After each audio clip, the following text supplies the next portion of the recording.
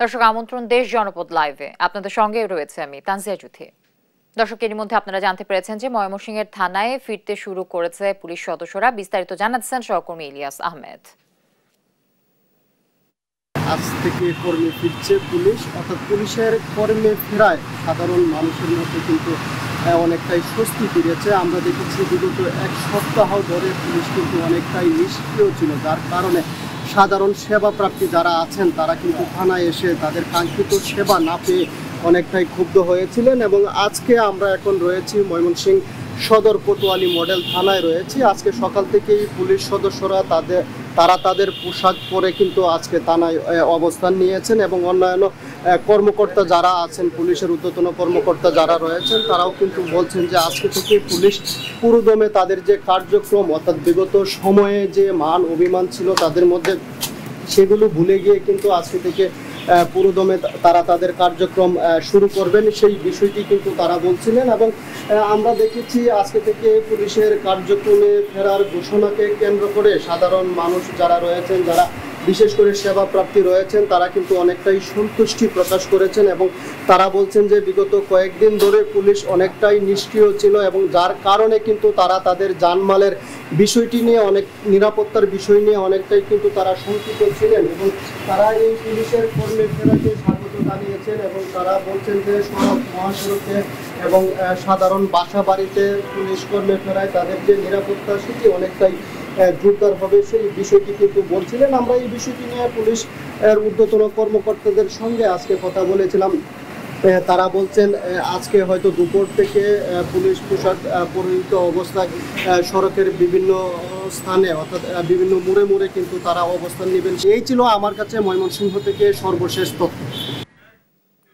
এবার গাজীপুর থেকে বাজার পরিস্থিতির সবশেষ খবর জানাচ্ছেন সহকর্মী নজরুল ইসলাম। গাজীপুরের বাজারগুলোতে সব ধরনের পণ্যের দাম কিন্তু কমতে শুরু করেছে। আমি যেখানটা রয়েছি গাজীপুরের সবচেয়ে বড় বাজার চৌরাস্তা কাঁচা বাজার, এখানে কিন্তু সকাল থেকে দেখেছি যে আলু, পেঁয়াজ, রসুন, আদা এবং কি নিত্য প্রয়োজনীয় যে জিনিসপত্রগুলো আছে সেগুলো কিন্তু আপনার কমতে শুরু করেছে। তো মোট কথা এখানে যে কমার পিছনে কারণ হিসেবে জানতে পেরেছি সেটা হলো যে রাস্তায় রাস্তায় যে পণ্য পরিবহনে যে হয়রানির শিকার হতো এবং চাঁদা লাগতো, কিন্তু এই সরকার আসার পরে সেটা দিতে হচ্ছে না, ফলে কিন্তু সড়ক মহাসড়কের যে স্বস্তি সেটা কি ফিরছে এবং ফেরার ফলে কিন্তু সাধারণ যে মানুষ রয়েছে ক্রয় ক্ষমতার মধ্যে কিন্তু ফিরতে শুরু করেছে বিভিন্ন ধরনের পণ্যের দাম। এবং আপনারা জানেন যে আজকে কিন্তু কাঁচামরিচ 200 টাকা দরে বিক্রি হচ্ছে এবং মাছ মাংস যা কিছু আছে সবই কিন্তু আসলে কমের দিকেই রয়েছে। তো আমি যদি একটু দেখাতে চাই, এই জায়গায় কিন্তু সবচেয়ে বড় বাজার, এখানে দেখছেন যে মানুষেরও কিন্তু ক্রেতাদেরও কিন্তু বাজারে আনাগোনা বাড়ছে এবং আমরা দেখেছি যে পেঁয়াজে কিন্তু আপনার 5 টাকা করে প্রতি কেজিতে কম বিক্রি হচ্ছে এবং আলুও কিন্তু আপনার 5 টাকা 10 টাকা কমেছে এবং অর্থাৎ সব কিছু এখানে কিন্তু সব কিছু 20 টাকা বা 15 টাকা কমে বিক্রি হচ্ছে এবং সব ধরনের পণ্য, মাছ মাংস সব কিছু, এবং গরুর মাংস সেখানে 600 650 টাকা বিক্রি হচ্ছে। এভাবেই কিন্তু গাজীপুরের যে আপনার বাজারটা রয়েছে সেই বাজারে কিন্তু আমরা ঘুরে দেখেছি যে স্বাভাবিক রয়েছে এবং আস্তে আস্তে সেটা কিন্তু আপনার কমের দিকে যাচ্ছে। তো এখানে কিন্তু আমরা কথা বলেছিলাম কয়েকজন ক্রেতার সামনে, তারা যেটা জানিয়েছে যে এখন কিন্তু বাজারে কিন্তু স্বস্তি ফিরছে এবং সব ধরনের পণ্য আপনারা দেখতে পাচ্ছেন এগুলো কিন্তু, অর্থাৎ এখানে কিন্তু 20 টাকা করে কম সব পণ্যই কিন্তু এখন পাচ্ছেন তারা। তো এইভাবেই কিন্তু বাজারে কিন্তু স্বস্তি এসে মানুষকে, সাধারণ মানুষ যারা রয়েছেন তারা কিন্তু এই ব্যাপারে কিন্তু তারা খুব সন্তুষ্টি প্রকাশ করেছেন।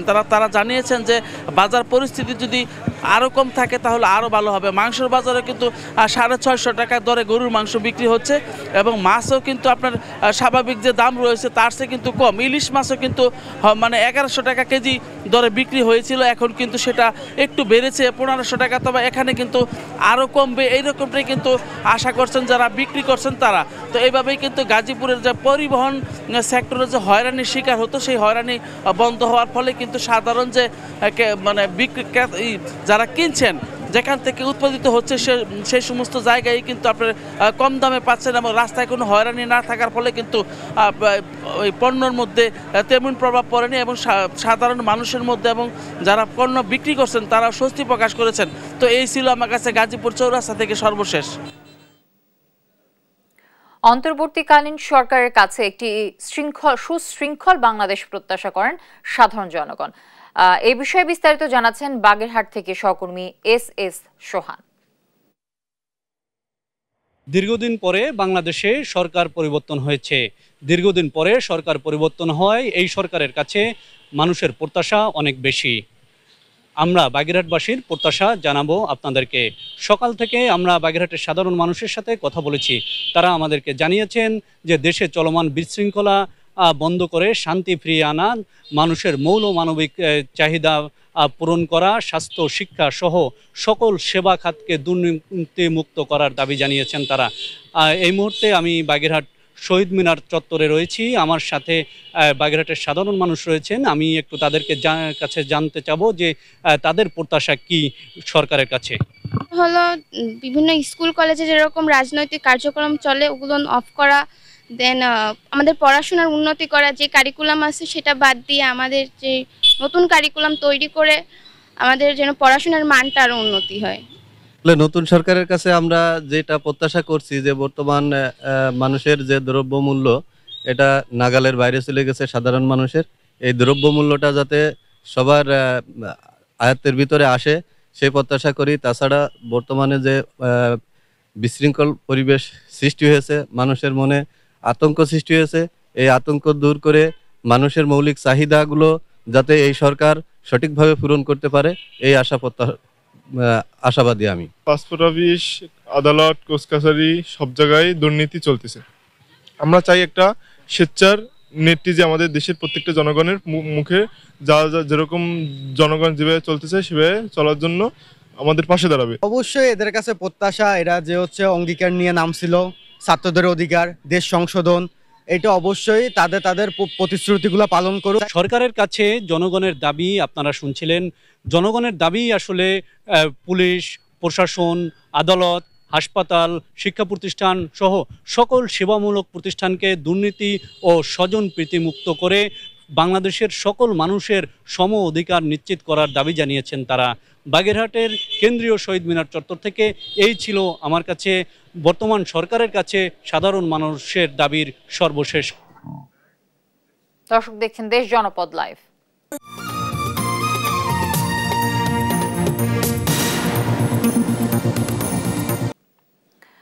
কুষ্টিয়ার বেশিরভাগ থানায় ফিরতে শুরু করেছে পুলিশ সদস্যরা। বিস্তারিত জানাচ্ছেন সহকর্মী নাহিদ হাসান তিতাস। স্বরাষ্ট্র উপদেষ্টার পুলিশের 11 দফা মেনে নেওয়ার পরে কাজে ফিরেছে কুষ্টিয়ার পুলিশ। সারা দেশের মতো সকাল থেকে কুষ্টিয়ার পুলিশও তাদের যে কার্যক্রম অফিসিয়াল সেটা কিন্তু শুরু করেছে। আমরা রয়েছি কুষ্টিয়ার সদর ফাঁড়িতে, সেখানে কিন্তু পুলিশ সদস্যরা আসতে শুরু করেছে এবং তাদের যে নিয়মিত যে কার্যক্রম সেগুলো কিন্তু তারা পরিচালনা করছেন। আসলে এখন পর্যন্ত কুষ্টিয়ার যে 7টি থানা রয়েছে, 7টি থানার কিন্তু সব কয়টি থানার কার্যক্রমই আজ থেকে শুরু হয়ে যাচ্ছে এবং শুধুমাত্র কুষ্টিয়া যে মডেল থানা রয়েছে, মডেল থানাতে আন্দোলনের সময় ক্ষতিগ্রস্ত হয়েছিল, অগ্নিকাণ্ডের ঘটনা ঘটেছিল, যার কারণে কুষ্টিয়া মডেল থানাটির কিন্তু কার্যক্রম একটু অন্য জায়গায় নিয়ে যাওয়া হয়েছে। অর্থাৎ কুষ্টিয়া মডেল থানার যে কার্যক্রম সেটি কিন্তু কুষ্টিয়া সদর ফাঁড়িতে কার্যক্রম শুরু করা হবে। এখন পর্যন্ত পুলিশ সদস্যরা তাদের যে নিয়মিত যে ডিউটি সেটি কিন্তু ফিরেছেন তারা এবং কার্যক্রম শুরু করেছেন। আর এই পুলিশের ফেরা নিয়ে কিন্তু জনসাধারণের মধ্যে স্বস্তি ফিরেছে। অর্থাৎ জনসাধারণ বলছে এই যে গত কয়েকদিন পুলিশ না থাকার কারণে কিন্তু তারা নিরাপত্তাহীনতায় ভুগছিলেন, আজকে পুলিশ ফিরেছে, যার কারণে কিন্তু তারা অনেকটাই স্বস্তি ফিরছে। তারা বলছে এবার আইন শৃঙ্খলার যে অবস্থা সেটি কিন্তু ফিরে আসবে এবং তাদের স্বস্তি ফিরবে। তাই পুলিশও বলছে তারা দ্রুতই আইন শৃঙ্খলা নিয়ন্ত্রণে যে কার্যক্রম করা দরকার সেটা কিন্তু করবেন। এই ছিল কুষ্টিয়া থেকে আমার কাছে সর্বশেষ খবর। এদিকে কুমিল্লারও বেশিরভাগ থানার কার্যক্রম শুরু হয়েছে। পুলিশ সদস্যরা থানায় ফেরায় স্বস্তি ফিরেছে জনমনে। বিস্তারিত জানাচ্ছেন সহকর্মী সুমন কবির। আমরা দেখেছি আসলে থানায় ফিরতে শুরু করেছে পুলিশ সদস্যরা। একটা স্বস্তির বিষয় হচ্ছে কুমিল্লা যে আইনশৃঙ্খলা পরিস্থিতি নিয়ে সকলে যে চিন্তিত ছিল, সেই চিন্তিত থেকে যদি বলতে চাই, কুমিল্লা কোতোয়ালি থানা, মডেল থানা শুরু করে টোটাল 18টি থানা রয়েছে, যেখানে আমরা দেখেছি সকল থানায় ফিরতে শুরু করেছে পুলিশ সদস্যরা।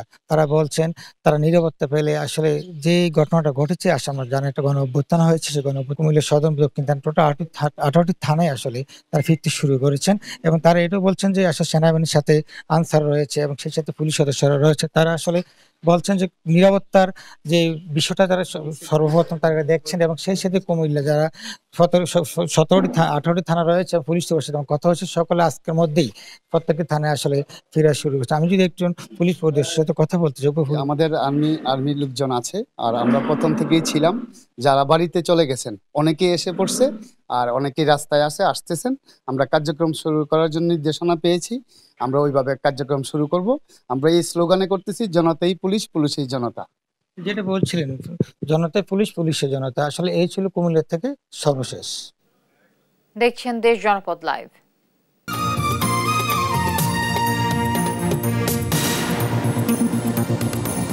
দর্শক, এই মুহূর্তে বনানী কবরস্থানের সামনে কথা বলছেন বিএনপি মহাসচিব মির্জা ফখরুল ইসলাম আলমগীর। আমরা সরাসরি চলে যাচ্ছি সেখানে। স্থাপন করেছিলেন তিনি, এবং তার যে স্ট্রাকচার, যেটা কাঠামো, সেই কাঠামো তৈরি করার ব্যাপারে তার যে ভূমিকা ছিল সেটা অসাধারণ ভূমিকা ছিল। তারই আমলে ক্রিকেটকে আন্তর্জাতিক মানে পৌঁছানোর জন্য কাজ শুরু হয়েছিল, এবং সেটা তিনি সফলভাবে আজকের এই দিনে আমরা তার প্রতি আবারও গভীর শ্রদ্ধা নিবেদন করছি। আজকে আমরা আশা করছি, প্রকাশ করছি যে নতুন যে বৈপ্লবিক সরকার, নতুন যে ইন্টারিম গভর্নমেন্ট স্থাপিত হয়েছে, অন্তর্বর্তীকালীন সরকার, সেই অন্তর্বর্তীকালীন সরকার সমর্থ হবে বাংলাদেশের যে ক্রীড়াঙ্গন, সেই ক্রীড়াঙ্গনকে সঠিকভাবে সামনের দিকে এগিয়ে নিয়ে যাওয়া, এবং আমরা তাকে সর্বাত্মক সহযোগিতা করব। একই সঙ্গে আমরা এই কথা খুব স্পষ্ট করে বলতে চাই যে বর্তমান যে ইন্টারিম গভর্নমেন্ট আছে, সেই গভর্নমেন্টকে বাংলাদেশের ছাত্ররা শুধু সহযোগিতা নয়, তারা এই আন্দোলনের নেতৃত্বের ভূমিকা রেখেছে।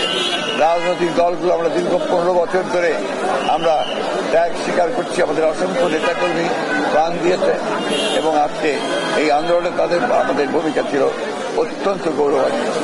তাই আমি অনুরোধ করব ইন্টারিম গভর্নমেন্টকে যে অতি দ্রুত নির্বাচনের জন্য একটা ক্ষেত্র তৈরি করা, এবং সমস্ত বিপদগুলোকে কাটিয়ে সত্যিকার অর্থেই একটা মুক্ত বাংলাদেশ নির্মাণ করার জন্য যত তাড়াতাড়ি সম্ভব তারা একটা নির্বাচনের ব্যবস্থা করবেন। নির্বাচনের মধ্যে দিয়ে জনগণের একটা সরকার প্রতিষ্ঠা হবে। আমি আপনাদের সকলকে সেই প্রতিবিপ্লবের যে আশঙ্কা, সেই আশঙ্কা থেকে দেশে মুক্ত করবার জন্য অত্যন্ত সজাগ থেকে রাস্তায় থেকে আমি সেই তাদের যে চক্রান্ত শুরু হয়েছে, সেই চক্রান্তকে প্রতিরোধ করবার সকল ব্যবস্থা গ্রহণ করবেন। জনগণের কাছে আমার এই হচ্ছে প্রত্যাশা।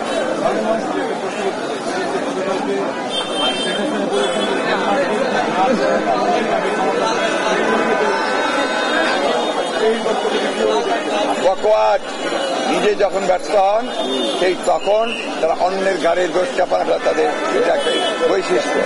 আমরা স্পষ্ট করে বলতে চাই, এটা ছিল ছাত্র জনগণের নাগরিকের একটা স্বতঃস্ফূর্ত গণজাগরণ।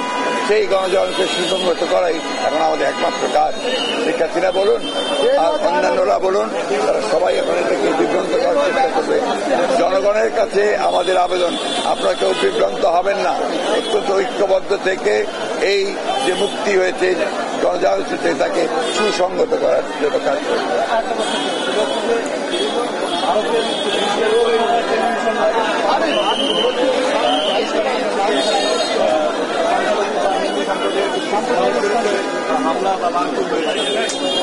আমরা যেটা আসলে একটা বিচ্ছিন্ন ঘটনা করতে পারবো,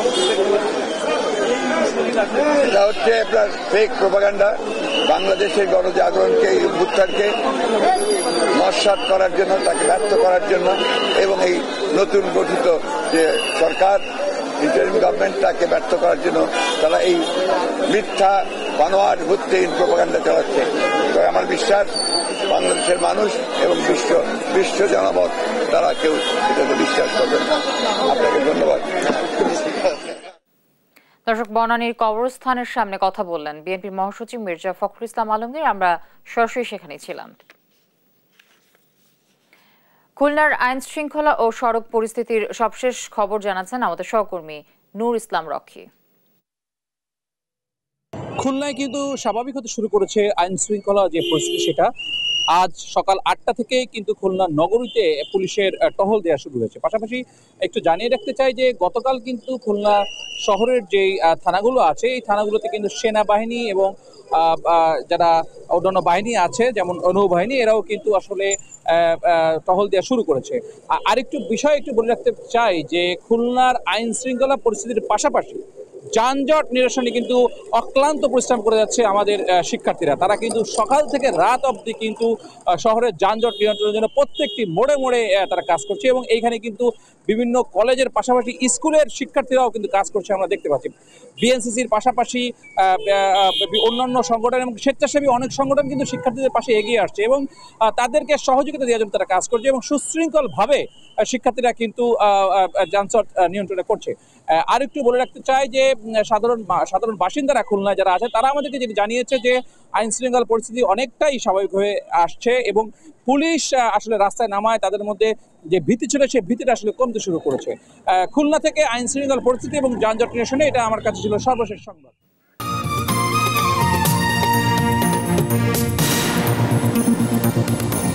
রাজধানীর উত্তরায় কাঁচা বাজারে অভিযানে নেমেছে বিএসটিআই। সেখান থেকে সরাসরি যুক্ত হচ্ছেন সহকর্মী শাহাদাত নিশাদ। নিশাদ যুক্ত হয়েছে নিশ্চয়ই আমার সাথে।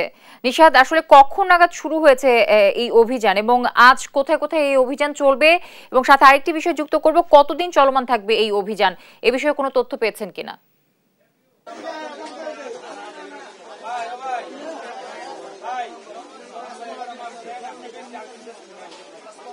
জি, যেমনটি বলছেন আসলে আমরা দেখেছি নতুন সরকার যখনই যে দায়িত্ব গ্রহণের পর থেকে কিন্তু আমরা যে দেখেছি বিভিন্ন যে দ্রব্যের যে দামগুলো সেগুলো কিন্তু নাকালের বাইরে চলে যাওয়া, সেগুলো কিন্তু নিয়ন্ত্রণে আসার জন্য বিভিন্ন সংগঠন থেকে শুরু করে শিক্ষার্থী যারা আছে তারাও কিন্তু বাজারে অভিযান পরিচালনা করেছে। এবং একই সাথে যদি জানিয়ে রাখি, আমরা আজকে এই মুহূর্তে আছি উত্তরা রাজুকের পাশে যে কাঁচা বাজার, সেখানে অভিযান পরিচালনা করছে বিএসটিআই এবং তাদের অভিযানে যে বিষয়টি তুলে ধরা হচ্ছে, অর্থাৎ বিভিন্ন পণ্যের ক্ষেত্রে অনেক সময় দাম এবং যে একই সাথে যদি পণ্যের মানও কিন্তু তারা দেখছেন এবং সেই সাথে অনেক সময় ওজনের কারচুপি করা হয়, বিশেষ করে কাঁচা বাজারে এবং মাছ মাংসের ক্ষেত্রে কিন্তু ওজনের এক ধরনের কারচুপি রয়েছে। সেক্ষেত্রে যে নিত্য প্রয়োজনীয় যে পণ্যগুলো রয়েছে, বিশেষ করে পেঁয়াজ, চাল এবং যে অন্যান্য যে পণ্যগুলো, সেগুলো অনেক সময় দেখা যায় যে ওজন পরিমাপে কারচুপি করে থাকে। সেই ওজন মাপার যন্ত্রকেও পরীক্ষা করা হচ্ছে আসলে সেগুলোতে কোনো ধরনের কোনো কারচুপি আছে কিনা। এবং বিএসটিআর এই অভিযানে অংশগ্রহণ করেছে এখানকার আশেপাশের যে বিশ্ববিদ্যালয় কলেজ রয়েছে সেখানকার কয়েকজন শিক্ষার্থীও, এবং তারা তাদের এই অভিযানে অংশগ্রহণ করে তারা কিন্তু এখানে এক ধরনের অভিজ্ঞতা যেমন গ্রহণ করছে এবং সেই সাথে বিএসটিআই কিন্তু এক ধরনের সচেতনতামূলক কার্যক্রমে তারা আমরা দেখেছি যারা ওজনের কারচুপি করেছে তাদেরকে জরিমানাও করেছে এবং একই সাথে তারা প্রথমে যে নিত্য প্রয়োজনীয় পণ্যের বাজারে যায় এবং এই মুহূর্তে তারা কাঁচা বাজার যেটি রয়েছে সেখানে ভেতরে অবস্থান করছে এবং সেখানে তারা ওজনের পরিমাপ দেখছেন এবং সেই সাথে পণ্যের মান দেখছেন এবং সেই সাথে অনেক সময় আমরা দেখি যে নিত্য পণ্যের বাজারে নকল পণ্যের সয়লাভ থাকে, সেক্ষেত্রে নকল পণ্য তারা বিক্রি করছেন কিনা সেটিও কিন্তু তারা দেখছেন। এবং সেই সাথে একটু যদি আমরা জানিয়ে রাখি, এখানে আমরা দেখেছি আসলে প্রায় ঘণ্টাখানেক ধরে কিন্তু তাদের অভিযান চলছে এবং সেই সাথে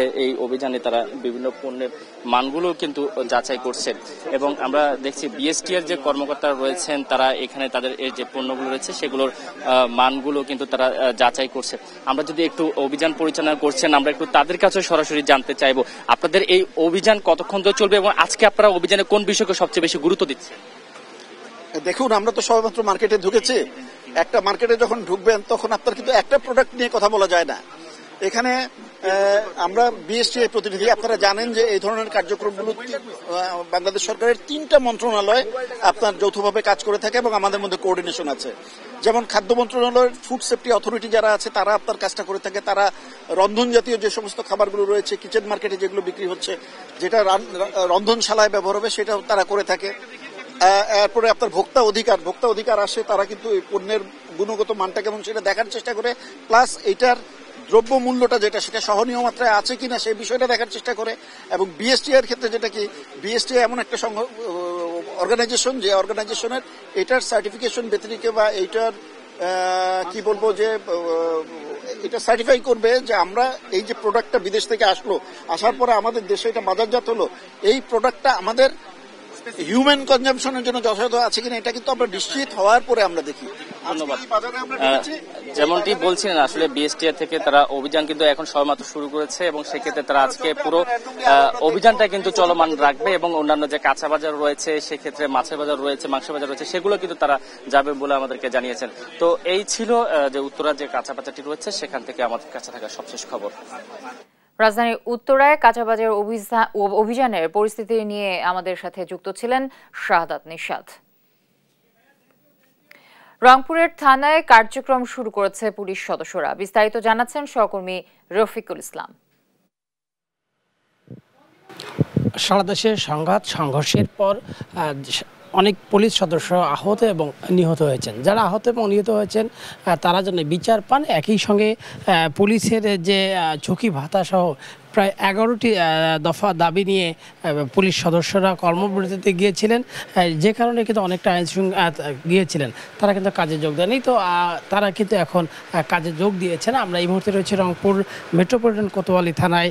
আমরা আপনাদেরকে দেখার চেষ্টা করছি যে রংপুর মেট্রোপলিটন যে পুলিশ রয়েছে সেই পুলিশের কিন্তু 6টি থানা রয়েছে।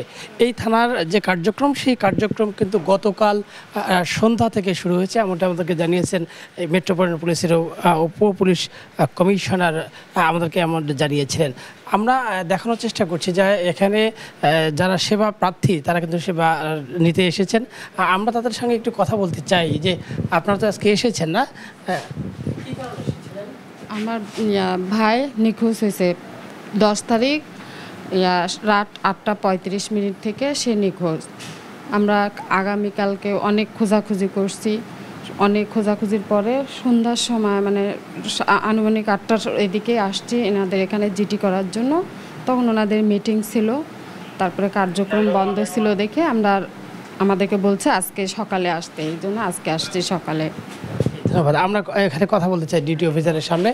তার মানে এই যে থানার কার্যক্রম, সে কার্যক্রম কিভাবে চলছে, সেবা প্রার্থীরা আসছেন কিনা? হ্যাঁ, সেবা প্রার্থী আসতেছেন। তো যাদের একবারে জরুরি সমস্যা তারাই মূলত আসতেছেন।